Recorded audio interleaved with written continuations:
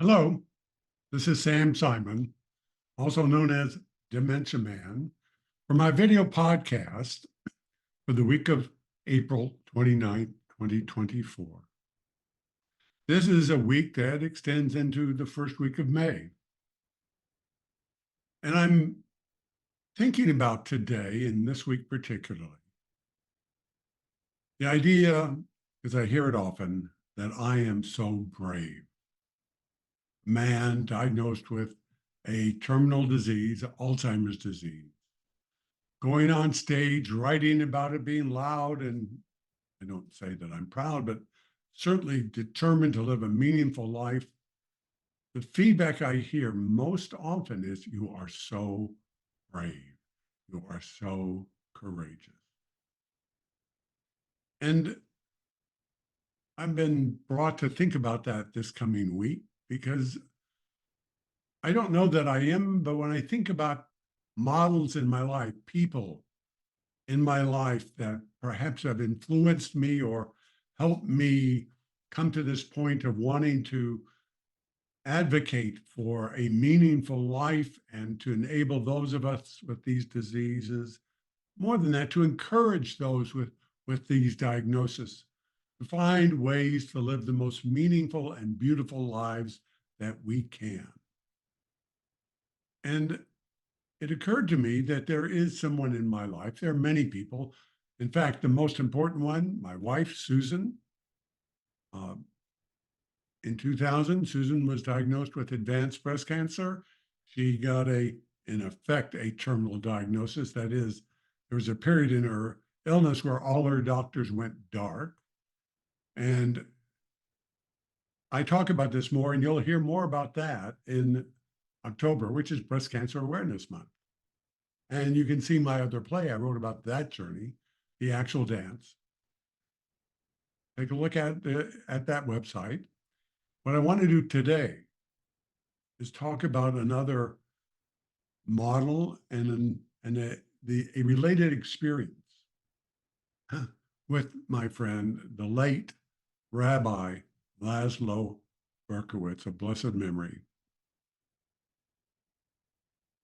Rabbi Berkowits was the founding rabbi of Temple Road of Shalom, where Susan and I have been members since 1973, 51 years. Rabbi Berkowits also became a best friend. He was roughly 15 years older than me, so not quite old enough to be my father, sort of young enough. He could have been my older brother.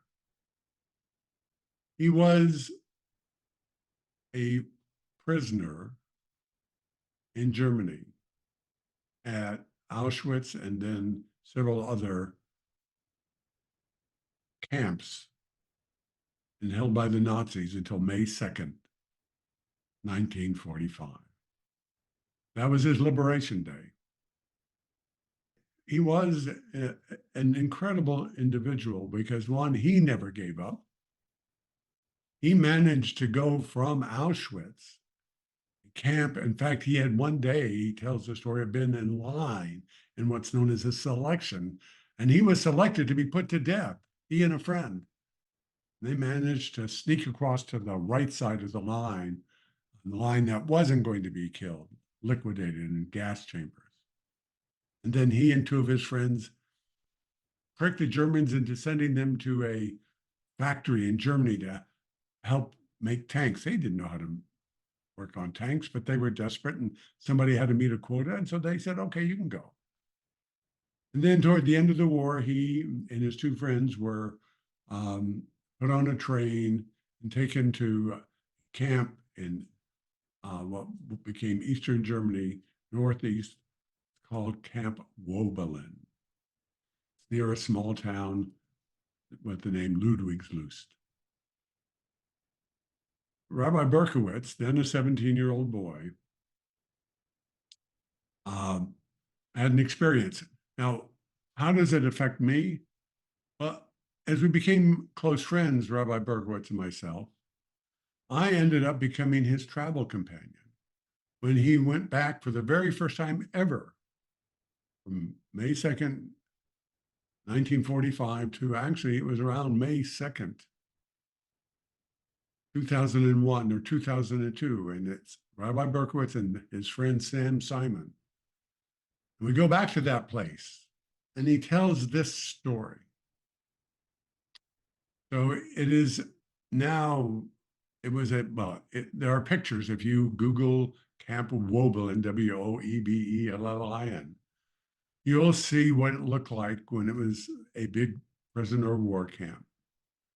After the war, trees were planted there, and you can tell that these trees were planted to cover up what had been there. He tells the story of this May 2nd evening. It was really cold. He and his friends had been outside. They didn't want to sleep near their tent or anywhere near the latrine because people there were so desperate, the prisoners, so desperate that some of the prisoners were killing and eating other prisoners. Yes, that was happening. He eventually told me he thought this was going to be his last ever night. He and his two friends were outside. They built a fire. He was able to fall asleep and was wakened up that next morning, that's the right word, by noise and commotion. And it turned out on May 2nd, the 82nd Airborne, U.S. 82nd Airborne, arrived at the camp, found this unbelievably terrible place, and rescued many of the prisoners. So my question is, in one sense, but it's also the lesson that I got. Rabbi Berkowits and his two friends did not give up. There was no hope in so many ways. They yet kept going.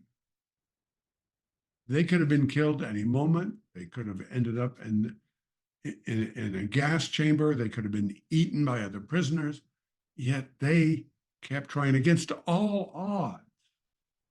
They kept trying. And I hear the term said to me about bravery.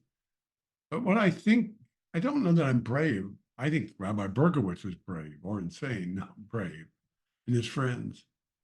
But I did learn something from that. And I think I've internalized it. And that's to not give up.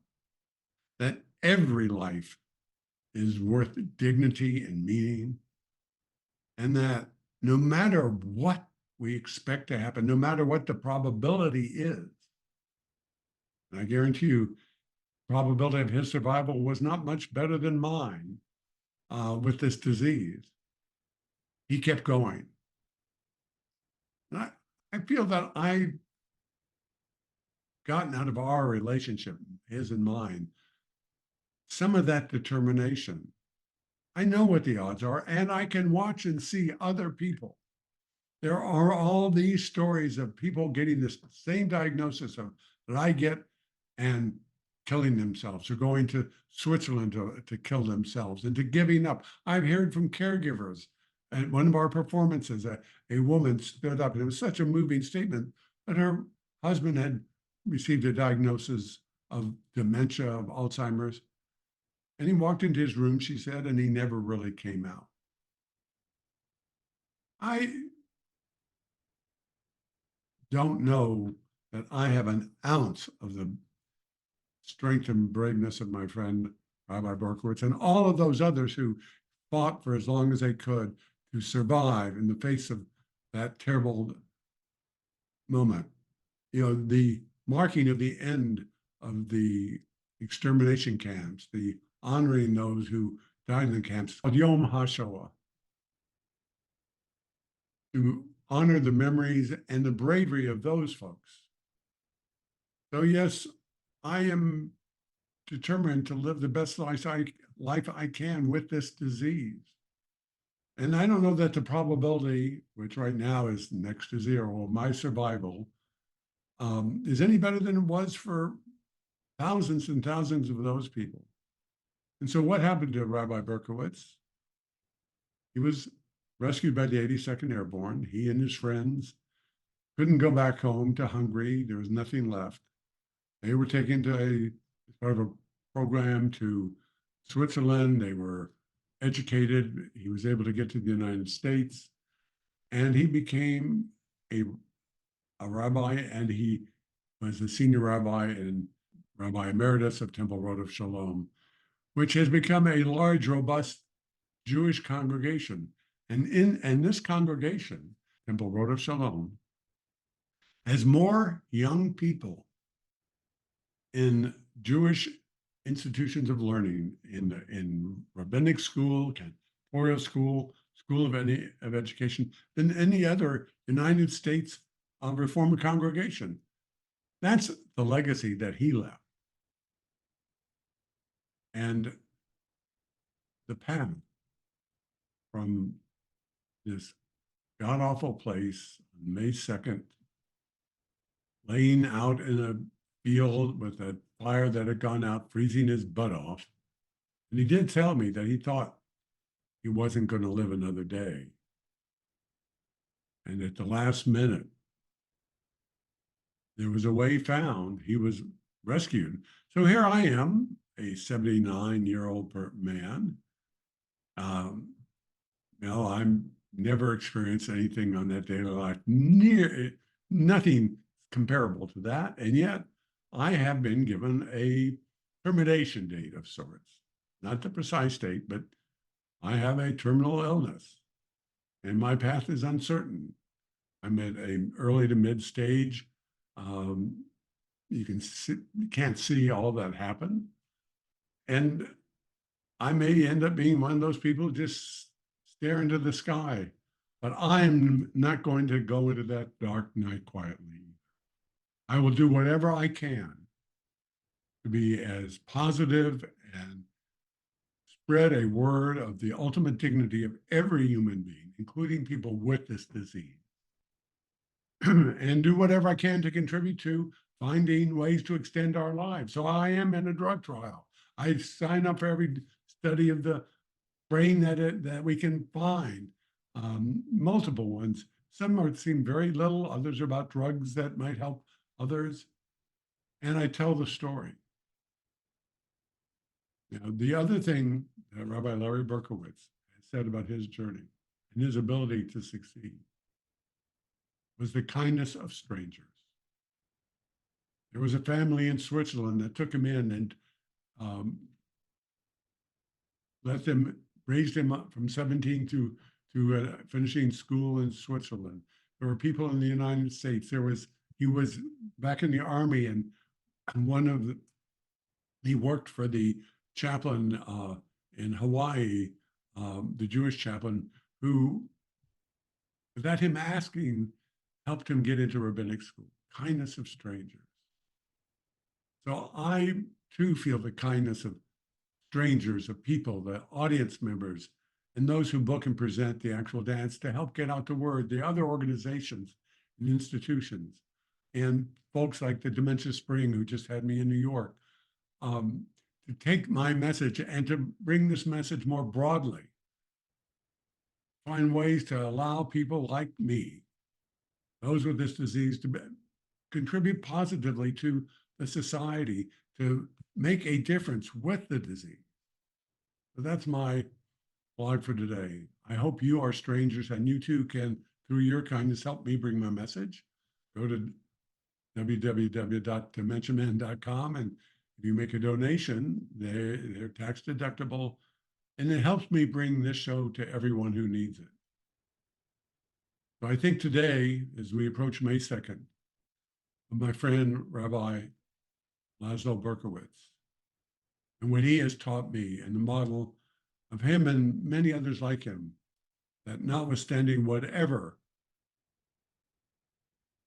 situation is created, no matter how seemingly impossible it is to overcome, that anything is possible, especially with the kindness of strangers.